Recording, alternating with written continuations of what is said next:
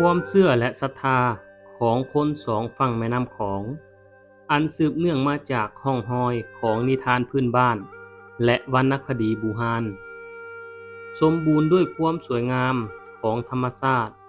ภูมิศาสตร์อารยธรรมรวมถึงทรัพยวิทยาที่ศักดิ์สิทธิ์และมนต์ขลังที่สอดแทรกหลักธรรมคำสอนของพระพุทธศาสนาผสมกลมกลืนกับชีวิตการเป็นอยู่ความรู้สึกนึกคิดตลอดจนฮอดปรัชญาของผู้คนทั้งสองฝั่งของเรื่องความเชื่อของปูดแม่น้ำของก็เป็นเรื่องหนึ่งที่หลายคนให้ความสนใจและมีปรากฏการณ์พบเห็นมาเรื่อยๆแต่ก็ยังพิสูจน์ได้ยากเกี่ยวกับเรื่องนี้เส้นเดียวกันกับความเชื่อที่มีต่อพญานาคผีเงือกผีงู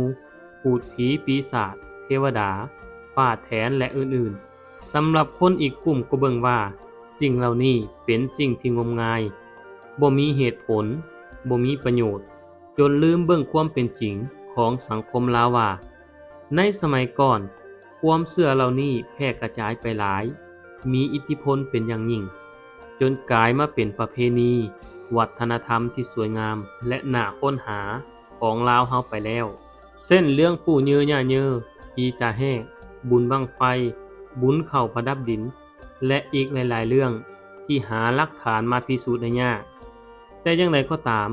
ความเชื่อเหล่านี้ก็ช่วยให้สังคมการเป็นอยู่ก้าวหน้าต่อไปได้ด้วยความเป็นระเบียบเรียบร้อยตลอดมาพูดแม่น้ำของก็เป็นอีกเรื่องหนึ่งที่ประหลาดคำว่าพูดที่หมายถึงผีนั่นเป็นคติความเชื่อตามแบบศาสนาพราหมณ์ซึ่งมีความเชื่อถือเรื่องอาตมันหรืออัตตาหรือดวงวิญญาณว่าเป็นสิ่งที่เที่ยงแท้เมื่อคนเฮาตายลงอัตตาหรืออัตมันหรือดวงวิญญาณนี้จะออกจากร่างกายไปหาบ่อนเกิดใหม่ขณะที่ยังหาบ่อนเกิดอยู่นั่นเอิ้นว่าสัมภเวสีแปลว่าผู้แสวงหาบ่อนเกิดตำนานเรื่องเล่าเกี่ยวกับพูดแม่น้ำของเริ่มต้นจากคนที่อยู่อาศัยในแคมป์ฝั่งแม่น้ำของได้พบกับเหตุการณ์ประหลาดและไขปริศนาที่แคมป์แม่น้ำในตอนเช้าๆมื้อหนึ่งมีหญิงสาวชื่อว่าบัวพันธุ์อายุประมาณ18ปีได้ไปหากินตามวิถีชีวิตปกติอยู่แคมป์แม่น้ำของและเมื่อจะกลับคืนเมืองเฮือนก็บังเอิญได้เห็นไข่หน่วยหนึ่งสีขาวๆใสๆอยู่เทิงกองดินทรายกิ้งไปมาตามแม่น้ำบัวพันธุ์เห็นเป็นของแปลก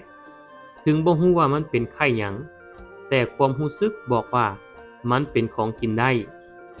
บัวพันธุ์จึงเก็บเอาไข่หน่วยนี้เมื่อเฮือน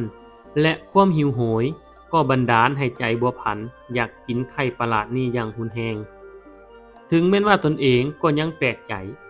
แต่สุดท้ายบัวพันธุ์ก็ได้ต้มไข่ประหลาดนี้กินกลิ่นของมันหอมแฮงและหอมยิ่งขึ้นเมื่อไข่สุกเป็นกลิ่นหอมที่บอกบ่ถูกคือกลิ่นหยังแต่ที่แน่ๆบ่แม่นกลิ่นของไข่แน่นอนทองมีหมู่ของบัวพันธุ์ได้ย่างกายมาบัวพันธุ์ก็เลยชวนกินข้าวกับไข่ประหลาดทองมีบ่ได้กินนำเพราะกินข้าวอิ่มมาแล้วเพราะรู้สึกบ่อยากลองกินไข่แปลกประหลาดนั่นทั้งที่ไข่หอมชวนให้อยากเป็นอย่างยิ่งบัวพันธุ์จึงกินไข่คนเดียวกินจนหมดหน่วยแล้วก็อยากกินอีกบ่ฮู้อิ่มแต่บ่มีให้กินอีกแล้ว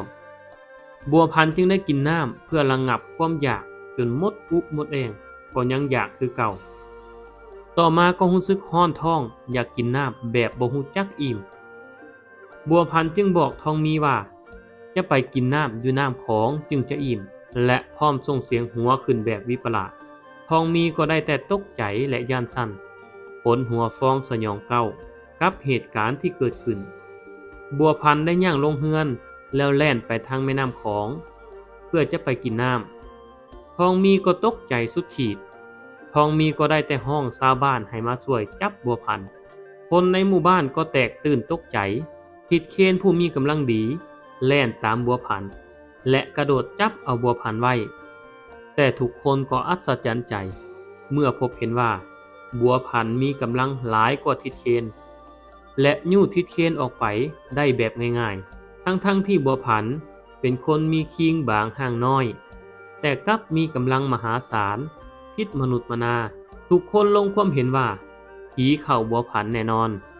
ทิดเคนพยายามจับบัวผันไว้ให้ได้บัวผันส่งสายตาแบบคนบ้าแล่นไวคือกับลมพัดไปหาแม่น้ำของทางชาวบ้านแล่นนำกับบ่ทันหมาส่งเสียงห้องคือกับพวกมันเห็นผูดผีปีศาจบัวผันก้มปากลงกินน้ำของ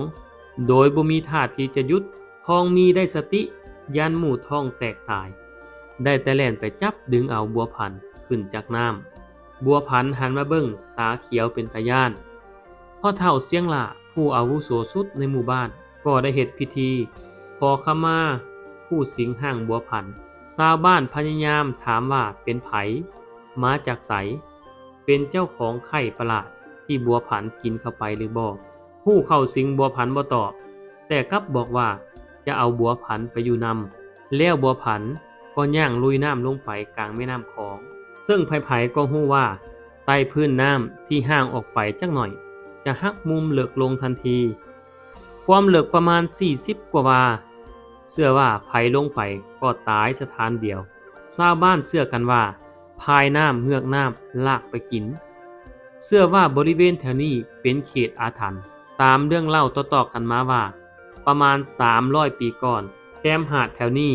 เป็นบ่อนตั้งวัดพระเจ้าองค์คำต่อมาวัดทั้งหมดถึกน้ำเสาะจมหายไปใต้น้ำพระเจ้าองค์คำซึ่งเป็นพระศักดิ์สิทธิ์พระประธานจมอยู่ใต้น้ำชาวบ้านเชื่อว่าทั้งพูดผีเทวดาอารักขาต่างๆดูแลรักษาพระพุทธเจ้าองค์คำไว้อยู่บ่มีไผห้ามบัวผันได้ติดเค้นดึงไว้ก็บ่อยู่วอนขอชีวิตบัวผันไว้แล้วตัวเองจะบวช1 พรรษาให้กับผู้ที่เข้าสิงบัวผันแต่บ่สามารถดึงบัวผันไว้ได้จนเฮ็ดให้ทิดเคนไหลลงไปน้ำของน้ำกันชาวบ้านทุกคนได้แต่อ้อนวอนขอพระเจ้าองค์คำและสิ่งศักดิ์สิทธิ์ช่วยเหลือบัวผันและทิดเคนให้รอดกลับมาในขณะนั้นท้องฟ้าสว่างสดใสด้วยแสงแดดสายลมอ่อนแต่พัดเอาความเย็นผิดปกติจากน้ำมาสู่ฝั่งทันใดนั้นทุกคนก็แนมไปเห็นก้อนหินสีดำใหญ่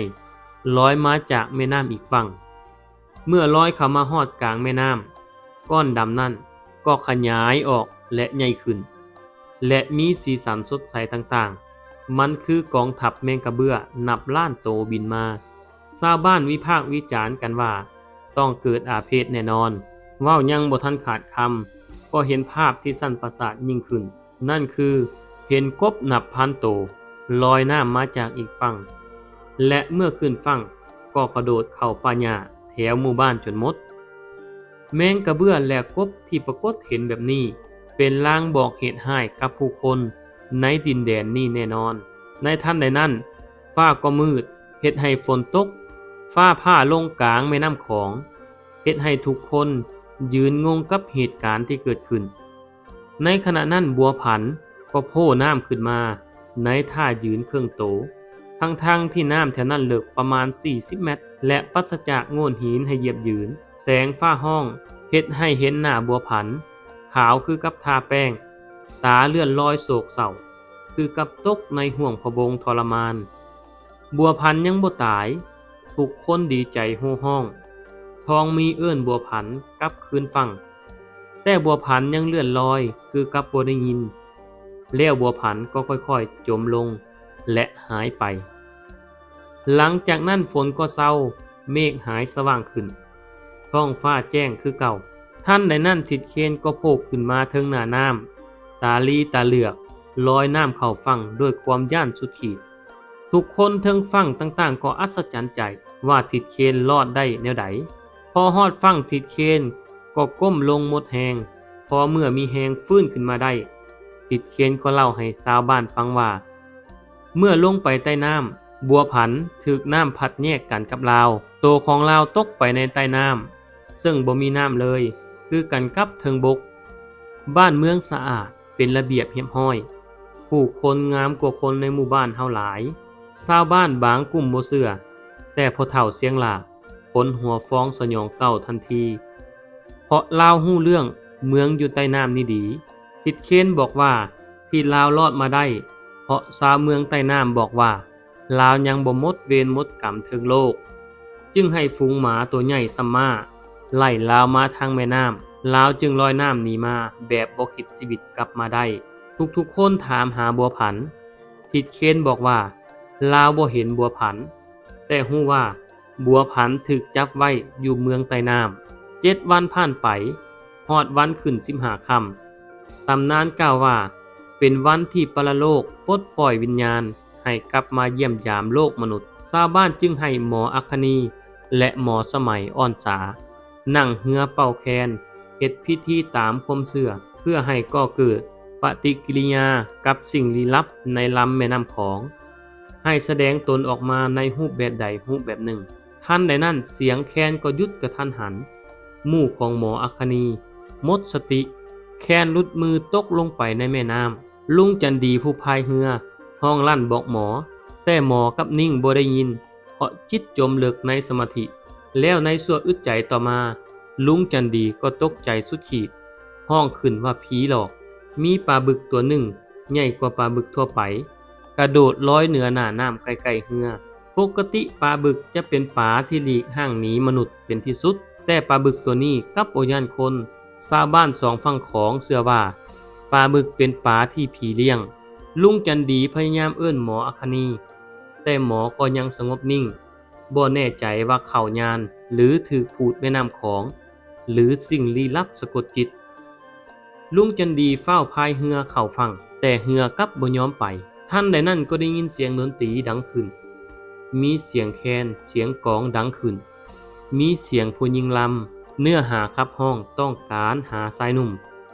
ความย่านกลัวของลุงจันดีกลับหายไปแต่มีความม่วนซื่นในใจเพิ่มขึ้นท่านใดนั้นก็มีโคมไฟสีเขียว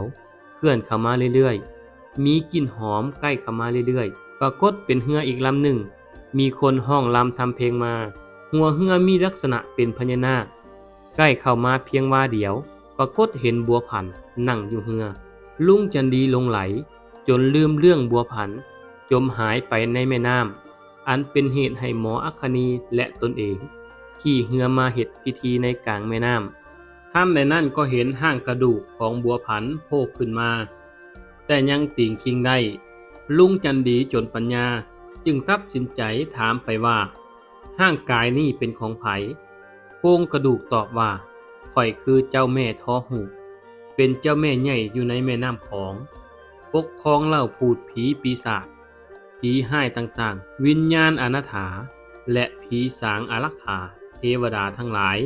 บัวพันธุ์นั่นเป็นเพียงข้าทาสของเจ้าแม่มีความผูกพันกันด้วยวิบากกรรมสำคัญมาแต่ปางก่อนเจ้าแม่จึงยืมห้างของบัวพันธุ์มาใช้ลุงจันดีได้แต่ขอขมาโทษที่ล่วงเกินนี่ก็คือเรื่องเล่าเหตุการณ์ตำนานนิทานพื้นบ้านของสิ่งลี้ลับในลำแม่น้ำของที่ทุกคนเชื่อว่าเป็นพูดแม่น้ำของอย่างไรก็ตามมนุษย์เฮาจะเก่งและฉลาดมีความสามารถส่ำใดไปอยู่ที่ใดก็จงให้เกียรติที่นั่นและการให้เกียรติป่าเขาลำนาวภัยความเชื่อผู้คนจะช่วยให้ทุกคนปลอดภัยในสิ่งต่างๆ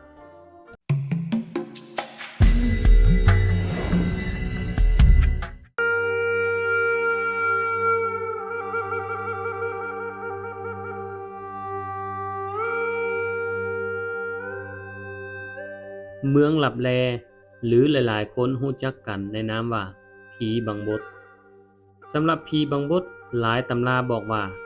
เป็นชาวเมืองลับแลแต่ที่แน่ๆเป็นผีแต่จะมีทุกอย่างคือกับคนซึ่งความเชื่อบูฮานบอกว่าก่อนที่จะเสียชีวิตผีกลุ่มนี้ถือศีลอย่างเคร่งครัด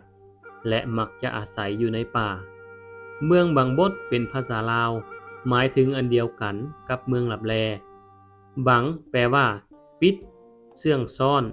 บ่ให้ไผเห็นง่ายๆบดแปลว่าห่มเงา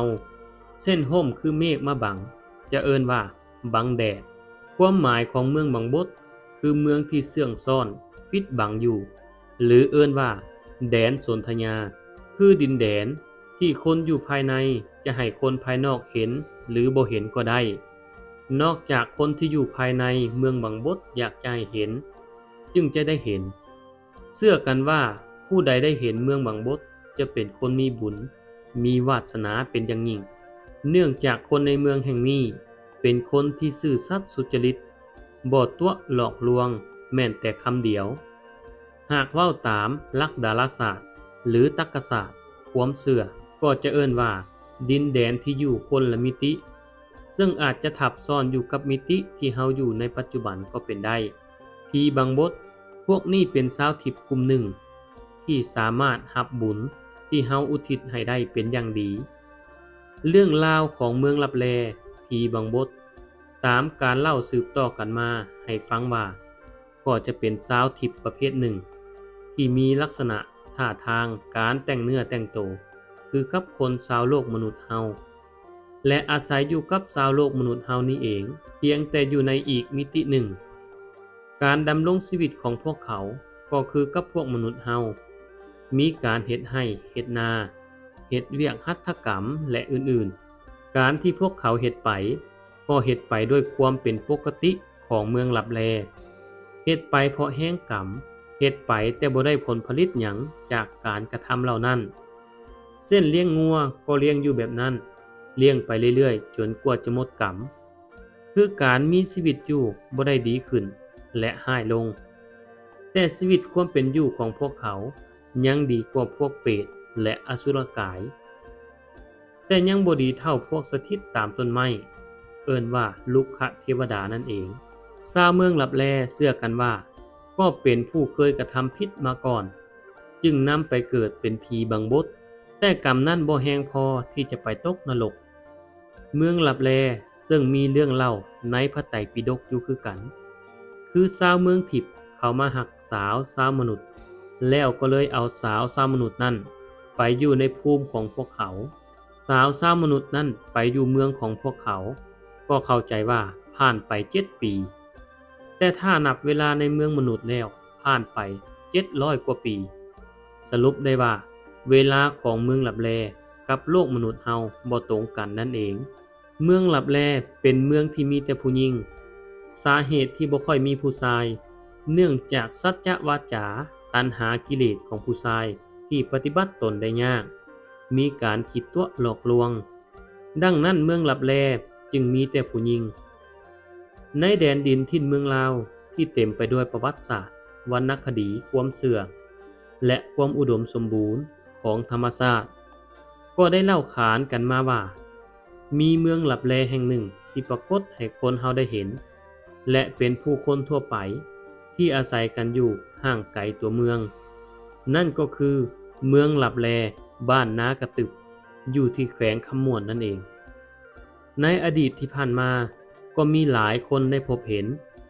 เช่นเรื่องเล่าประสบการณ์จากแม่อาจารย์เองในช่วงฤดูเกี่ยวข้าวแล้วได้พากันเฮ็ดสวนหมักโมต่อตกเวลาบ่ายแม่ก็นอนเฝ้าสวนหมักโมผู้เดียวปรากฏได้ยินเสียงเป้าปี่สีซอแล้วก็ลุกขึ้นมาแนมไปทางตีนภูเห็นชาวเมืองประหลาดพากันแห่แหนแผ่นกั้งข้ามทุ่งไปแต่บ่ไกลปานใดก็ไหลเข้าไปสู่ต้นว่าเมื่อไหลเข้าไปหมดแล้วก็บ่เห็นไผอีกเลยแม่อาจารย์ได้แต่ยืนงงและคิดว่าตนเองตาฝาดไปหลังจากกลับจากสวนจึงได้ไปถามคนอีกหมู่บ้านหนึ่งว่ามีงานอย่างในหมู่บ้านมีคนตายหรือบ่ปรากฏว่าชาวบ้านตอบว่าบ่มีหยังเกิดขึ้นเลยเหตุการณ์ครั้งนั้นได้แต่เป็นข้อข้องใจที่บ่มีไผไขปริศนาอธิบายให้ได้มีเพียงคนเฒ่าในบ้านเล่าให้ฟังต่อว่าดินแดนทุ่งนาแถวนี้เป็นเมืองเก่าบูฮานให้สังเกตเบิ่งว่าเวลาไถนาแถวนี้มักจะพบเศษไหประหลาดจำนวนหลายบางครั้งก็พบไหเป็นหน่วยผู้เฒ่าผู้แก่จึงเชื่อกันว่าแถวนี้เป็นเมืองผีบางบดและอีกเหตุการณ์หนึ่งที่มีผู้ชายอายุประมาณ25 ปีหลงเข้าไปในป่าชาวบ้านได้ตามหาเป็นเวลาหลายมื้อคิดว่าคงบ่รอดแล้วแน่นอนผีเงือกผีงูเอาไปกินแล้วปรากฏว่าผ่านไป1 เดือนชายคนนั้นก็ย่างกลับมาเฮือนแบบบ่มีหยังเกิดขึ้นทุกคนจึงได้มาหุ่มถามลาวเล่าเหตุการณ์ต่างๆให้ฟังว่า ลาวได้ไปแว่ผักสาวเอาแหงกับคนอีกหมู่บ้านหนึ่งซึ่งมีแต่สาวงามๆและคิดลงหักสาวในหมู่บ้านแห่งนั้นในหมู่บ้านมีทุกอย่างคือกับคนทั่วไปสวยงามตาเป็นที่น่าหลงใหลพวกเขามีจิตใจดีมีเมตตาสวนกินข้าวเว้าจาม่วนซื่นหลังจากกินข้าวแล้วชายคนนั้นก็ย่างกลับบ้านหรือเมืองมนุษย์พอทุกคนได้ยินแนวนั้นก็ตกใจและประหลาดใจขึ้นทันทีเพราะแถวนี้บ่มีหมู่บ้านใดเลยมีแต่ภูเขา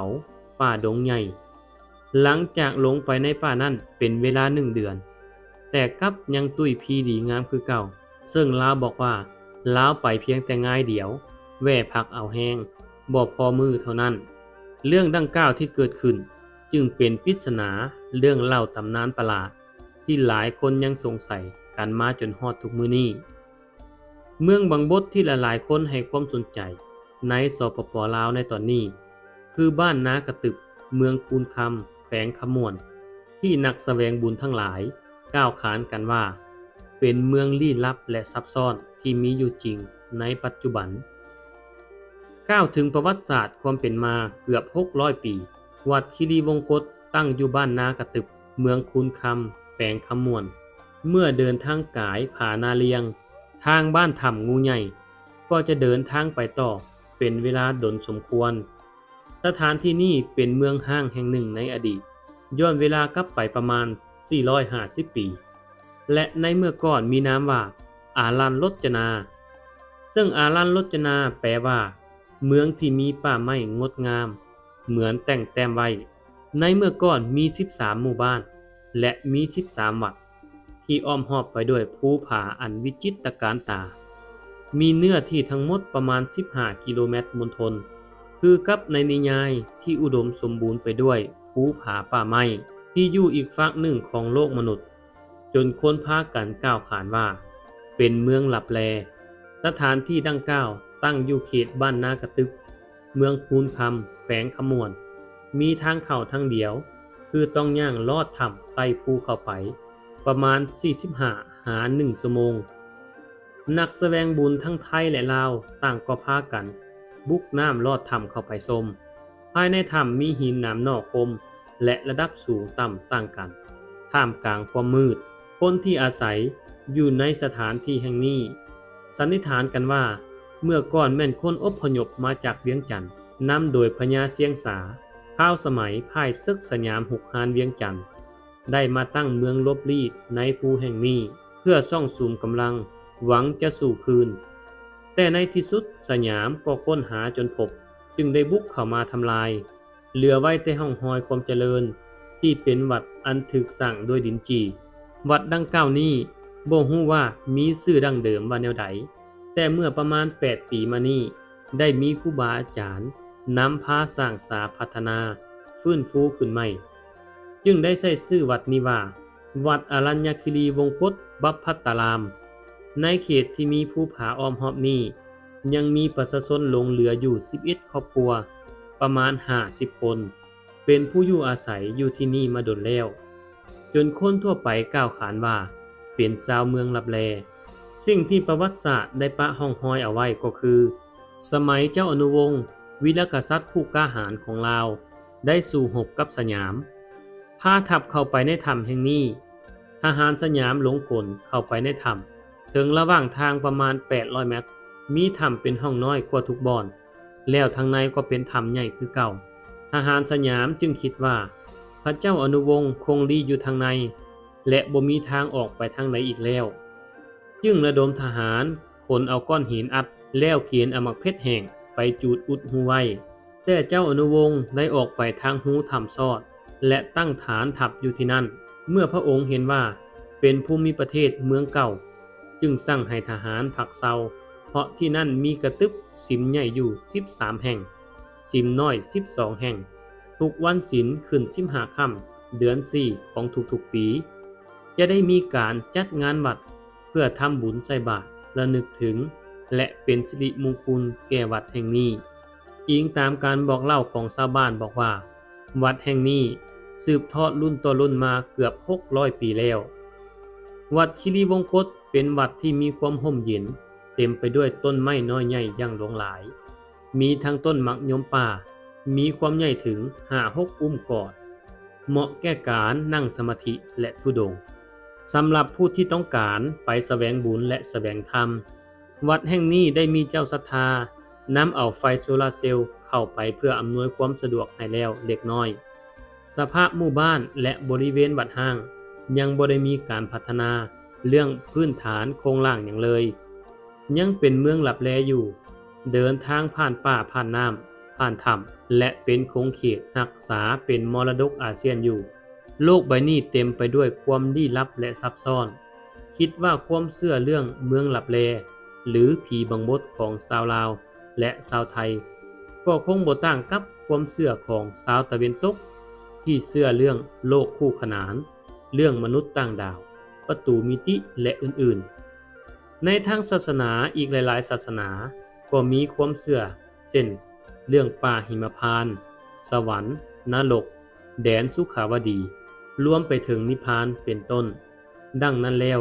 เมืองลับแลก็คงบ่แม่นเรื่องแปลกที่หลายๆคนให้ความสนใจและเชื่อในเรื่องนี้นี่ก็คือตำนานเรื่องเล่าลี้ลับของชาวลาวและชาวไทยทั้งสองฝั่งแม่น้ำของที่เชื่อว่าในโลกนี้มีเมืองลี้ลับอยู่จริงแต่จังใดก็ตามจงรับชมเพื่อความเพลิดเพลินและจงพิจารณาญาณในการรับชมด้วย